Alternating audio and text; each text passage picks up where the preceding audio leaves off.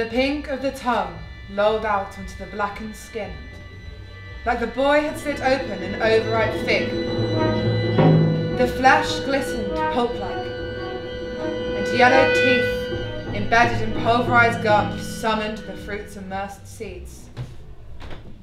My dad once said you could tell a man by his teeth, said the boy, letting the charcoal jaws flop back and smearing his grubbed palms on his trousers. He got off his knees and turned to the rest, who were banded, staring around the body, leaning ruefully on pillared tree branches. He might have been a redhead, but in the clotted evening light, blotted by waving shadows of trees above, the dust coagulated in his hair and had turned it into a bloody maroon shade. Stepping back, he returned to the mesmerised fray to study their finding. Nestled in the invading undergrowth, among the verdant grasses taking advantage of their liberation, the charred corpse was cradled. At times gone past, standing, it could have had considerable height, but the burnt necrotic skin had reduced its menace. It lay, oblatory, the seductive blooms of the ensnared weeds its funeral flowers. And in the solemnity of the forest, it may very well have been a sacrifice to a woodland deity.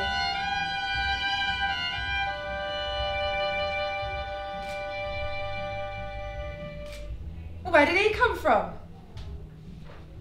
The single kid, who had armed himself with a stick, it said he busied his hands with a greying handkerchief that smothered his head, but did little to disguise the purple stain of a birthmark coating his forehead.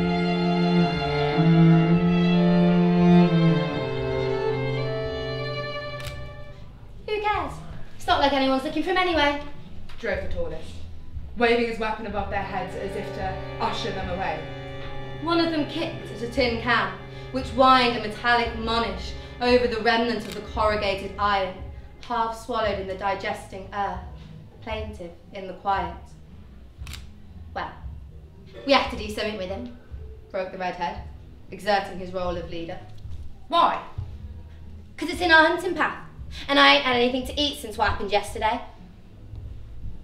Their minds flickered with the events of the previous night.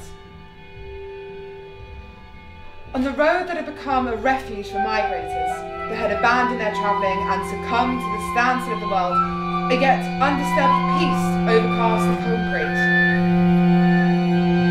Crushed by the carcasses of cars, stationary tyres had carved the foundation of a slum, brimming with kitchens boiling in the trunks washing laid on steaming roofs.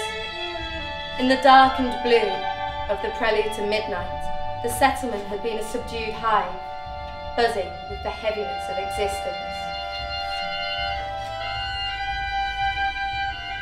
But, like the first ripples on a stagnant pond, the nervous murmurings opened along the front of the static procession.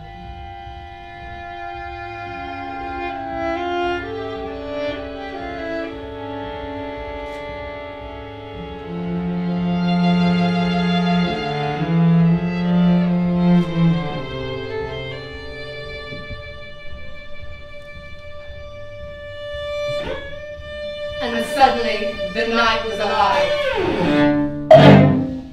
The sky reflected colourful spews on bonnets, and explosions imprinted their patterns in a savage festivity.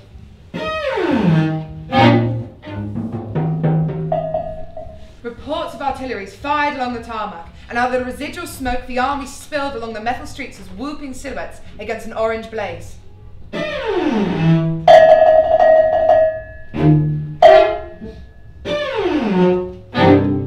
Smoke yanking on their own lungs, they dived under the bulk of the vehicles as stampeders screamed past. The rhythm of the erratic thuds as shapes fell, and the howls of those in pain, along with those in their element, rang with the song of the ambush. And the pursuers came, weapons in hand, slashing their blood in a frenzy. While exciting in truth, it had just been to blow the cobwebs away. Eventually, banality eats into the mentality of men until they feel entrapped in their own lives. Steam has to be let off. There had been a feast afterwards.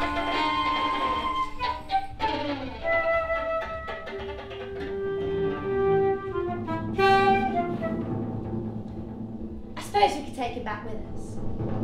The forest breathed in the silence as the percussion of beating wings throbbed above them in the undulating canopy, pushing them out of their reverie.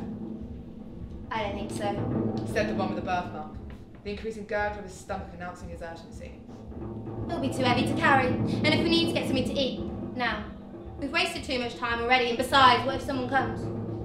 The question was enough to remind them of when the cloak of the evening had produced others, those without settlements, who roamed its expanse without destination. Sometimes they were loners, easy to evade in the boughs of the nearest oak, but they would always think of what they had their own weapons, and theirs were not made of wood. Once again, by the cadaver, the redhead knelt and turned his face slowly to his fellow purveyors. A callous rile sharpened his hollow cheeks as he answered. Well, let's waste no more time if you're so hungry. Look, he's already cooked.